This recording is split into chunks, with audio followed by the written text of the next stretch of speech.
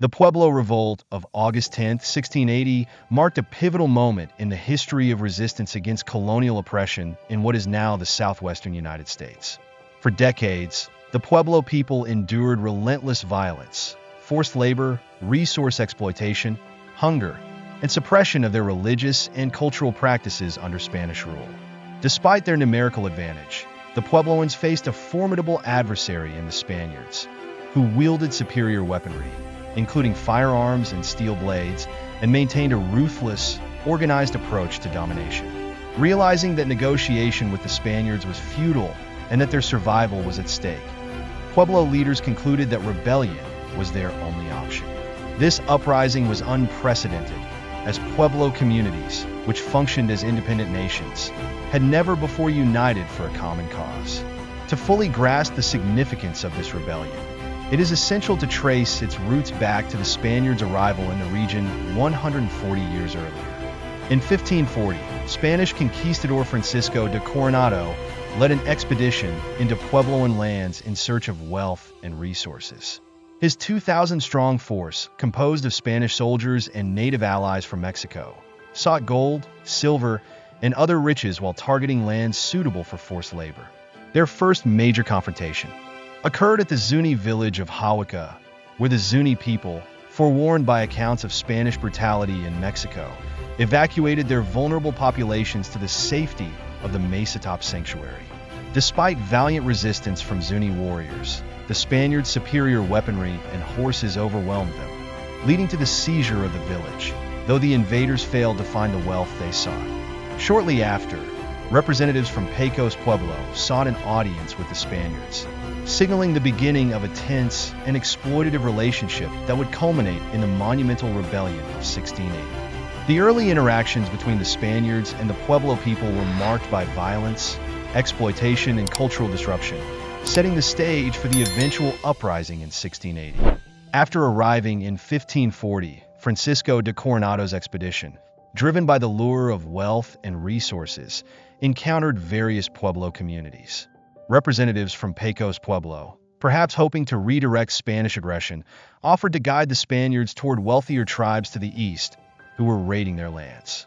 Additionally, the Spaniards' possession of intriguing trade goods like horses, sheep, and steel may have added a semblance of mutual benefit to their initial interactions. As Coronado's forces moved through the region, they came across the Tiwa communities farming along the fertile Rio Grande floodplains. Facing dwindling food supplies, the Spaniards seized the Pueblo, forcibly expelling the Tiwa inhabitants and establishing a military base. Archaeological evidence indicates a battle for the site, as the Tiwa resisted the occupation. Coronado demanded provisions from nearby pueblos, but when these communities could no longer meet the demands, the Spaniards resorted to violent looting, leaving the pueblos in desperate conditions during the harsh winter. Women were assaulted, and in retaliation, the Tiwa killed some of the Spaniards' horses and mules.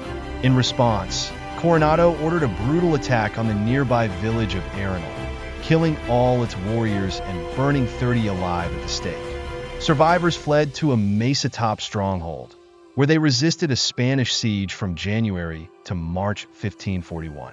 Ultimately, starvation and lack of water forced the Tiwa to attempt an escape, but they were caught.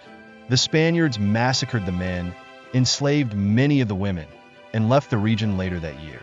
The Spaniards returned in 1598 under Juan de Oñate, who divided Pueblo lands into 7 provinces and imposed Spanish authority through military force, taxes, and labor exploitation. Missionaries were dispatched to convert the Pueblo people to Christianity, often erasing or suppressing their religious traditions. Only a handful of priests permitted the practice of Puebloan spiritual customs, further deepening the cultural and spiritual oppression that contributed to the growing resentment among the Pueblo peoples. This cycle of exploitation, violence, and cultural suppression set the foundation for the Pueblo Revolt decades later. The Spanish conquest of Pueblo lands was marked by systematic oppression, cultural destruction, and violent retaliation against resistance. Spanish authorities viewed the Pueblo people's spiritual practices as heresy, destroying sacred kivas, spiritual and social centers, and forbidding ceremonial traditions. Sacred objects were often desecrated or destroyed, and Puebloans who resisted were met with severe punishment.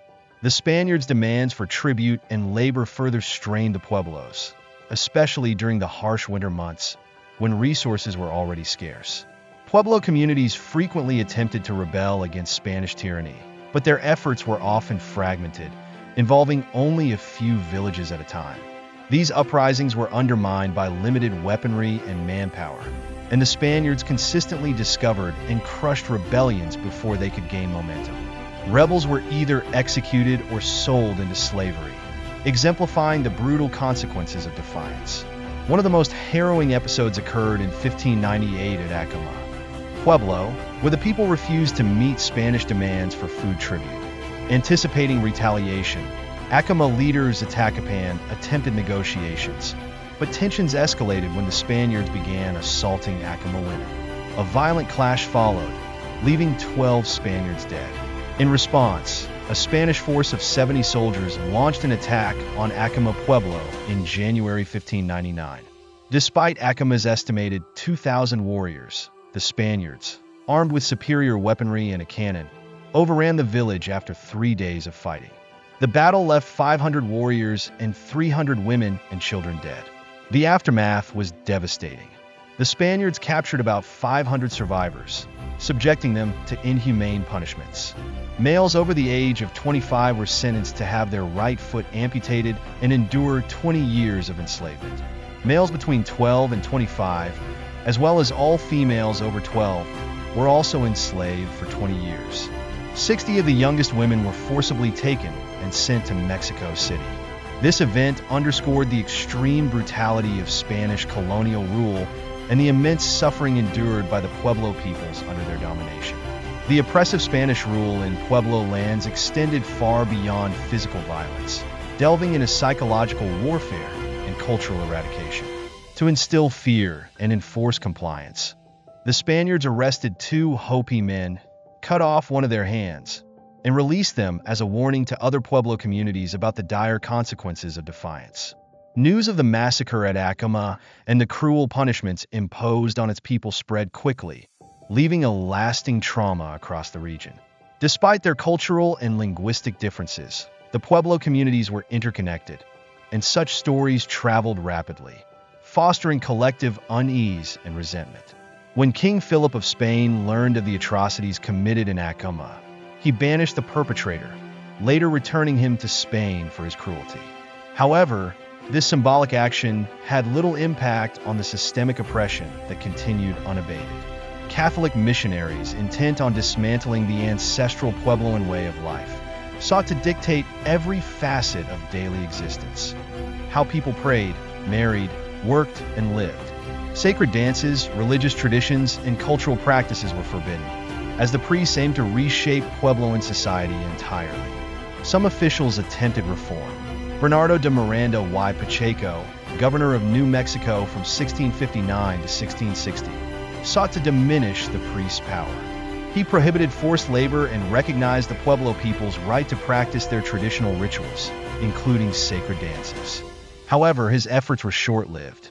The Spanish Inquisition convicted him of heresy on 33 counts, accusing him of malfeasance linked to Judaism, and stripped him of authority. The priests swiftly resumed their campaigns of religious intolerance. In 1607, the Spaniards established the town of Santa Fe, which became the regional capital. Despite this expansion, conditions for the Pueblo people worsened. The 1660s and 1670s brought severe droughts and unusually high temperatures, exacerbating hunger and suffering. The dire circumstances affected all indigenous groups in the region, including the Apache, Navajo, and Comanche, who also struggled to survive. This scarcity of resources led to heightened tensions, with some tribes resorting to raiding Pueblo communities, further destabilizing the region and intensifying the suffering of the Pueblo people. The Pueblo people faced a relentless struggle for survival under Spanish colonial rule and the threats of raiding tribes. When raiders couldn't find food, they resorted to kidnapping Puebloans and selling them into slavery in exchange for sustenance. Even when food was available, the Spaniards often seized it, leaving the Puebloans to endure starvation. Caught between Spanish tyranny and external raids, the Puebloans experienced profound suffering. Many attributed their hardships, including the ongoing drought, to the suppression of their religious practices, believing that the disruption of their spiritual traditions had angered the spirits. By the late 1600s, the Pueblo population had drastically declined.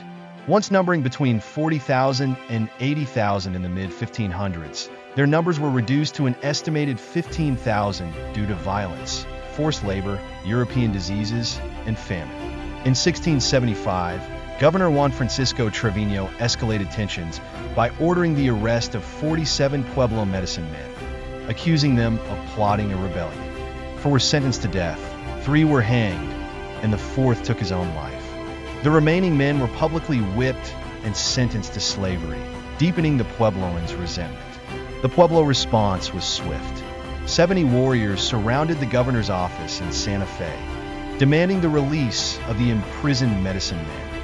Overwhelmed and unable to muster his forces, as most were engaged in battles against the Apaches, Governor Trevino relented, freeing the captives to avoid further conflict. Among those released was Popey, a Tewa medicine man from the San Juan Pueblo.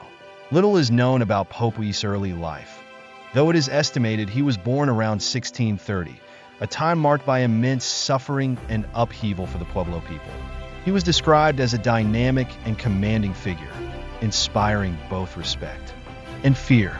After his release, Popey retreated to Taos Pueblo, the northernmost and most isolated Pueblo community.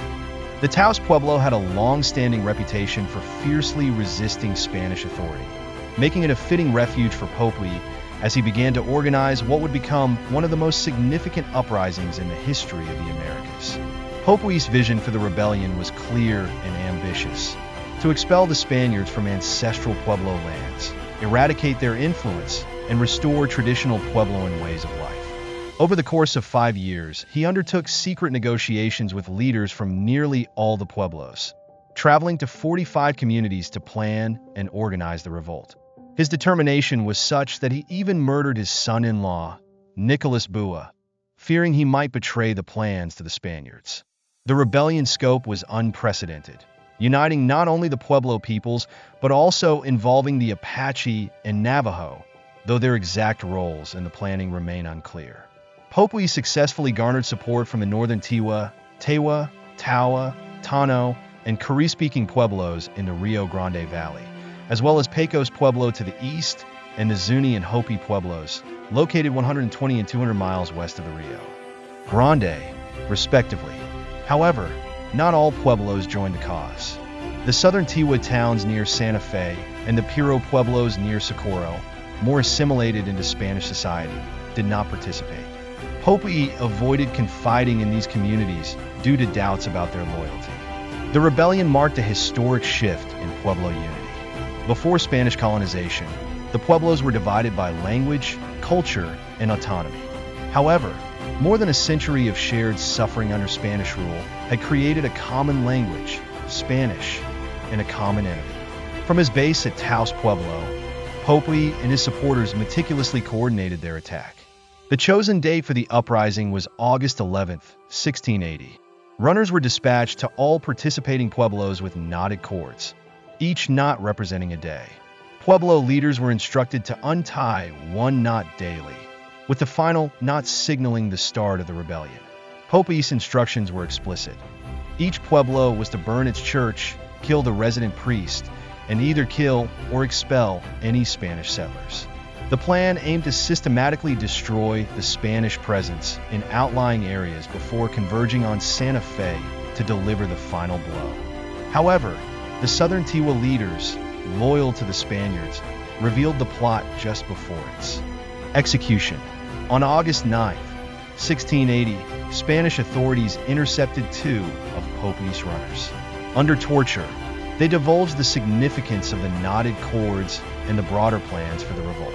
The Spanish population, totaling around 2,400, including mestizos and native servants, was scattered across the provinces. Santa Fe, the primary stronghold, had only 170 soldiers available for its defense.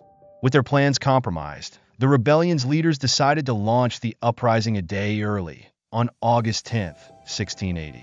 Runners were sent with revised instructions, but the vast distances between Taos and the western pueblos, such as Acoma, Zuni, and Hopi, prevented the message from reaching them in time. This delay meant that while the rebellion began, some key allies were not immediately able to participate. On August 10, 1680, following Pope's plans, the Tewa, Tiwa, and other Carasan-speaking pueblos, along with the Apache, launched their coordinated uprising against the Spaniards. While the Zuni, Hopi, and Acoma pueblos were delayed by a day due to the disrupted communication, they soon joined the rebellion. The insurgents quickly seized the Spaniards' horses, cutting off key roads leading to Santa Fe, and destroyed settlements throughout the province. By August 13th, all Spanish settlements outside Santa Fe had been obliterated, forcing Governor Antonio de Oderman to consolidate the city's defenses. As the rebellion intensified, Governor Oderman sent armed escorts to bring stranded colonists to Santa Fe.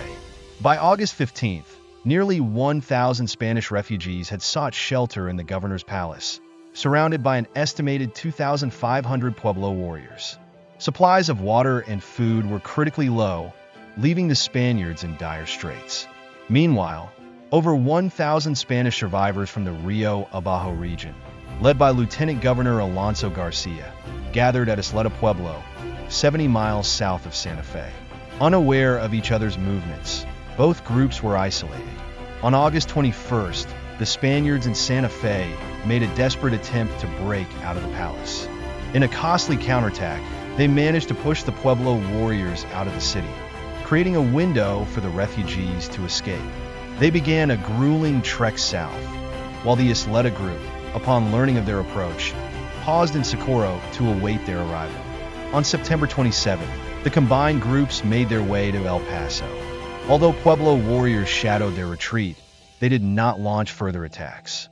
By the end of the revolt, the Spaniards had lost 400 lives, including 21 of 33 priests, while 2,000 managed to survive.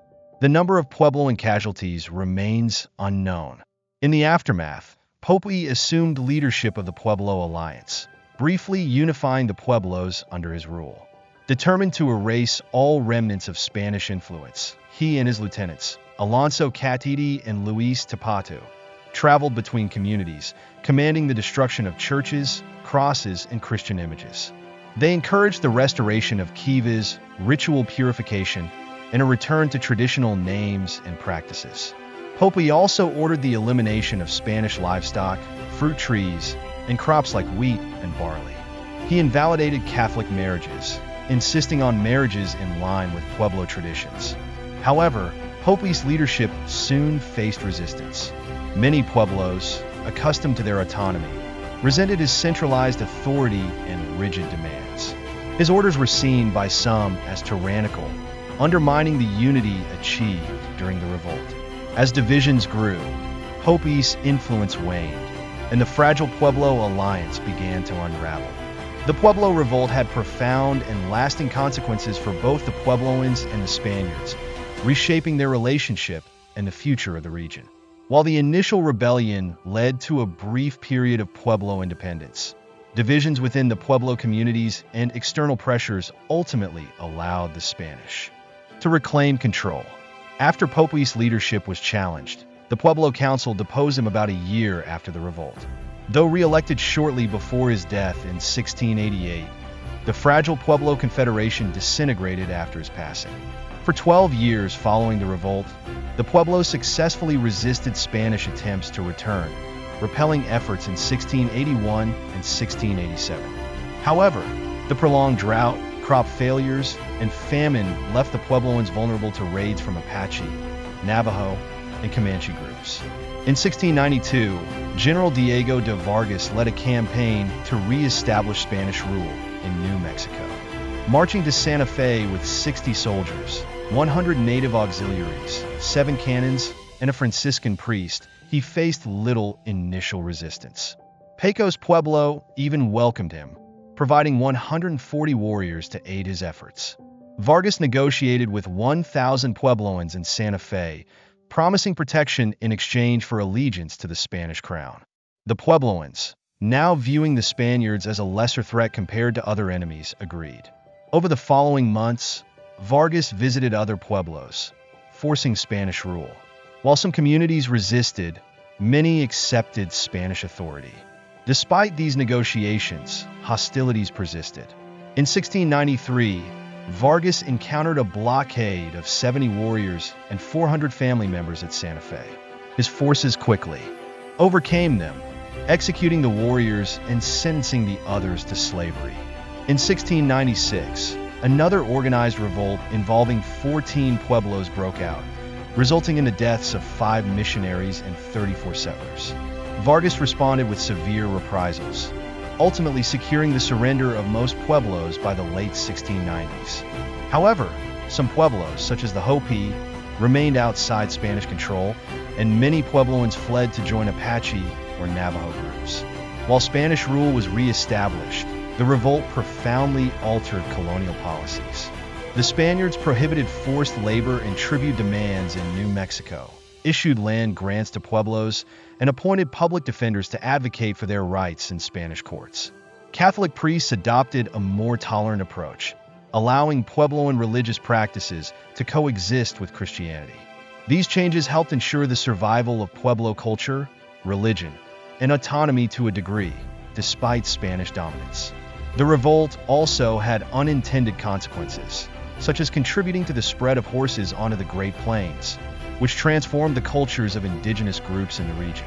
Over time, Pueblo warriors and Spanish soldiers even became allies against common enemies like the Apache, Navajo, and Comanche. Ultimately, the Pueblo Revolt stands as a testament to the resilience of the Pueblo people, ensuring the preservation of their lands, languages, customs, and religious traditions. It also forced the Spanish to adapt their policies, laying the groundwork for a more cooperative, albeit imperfect, coexistence.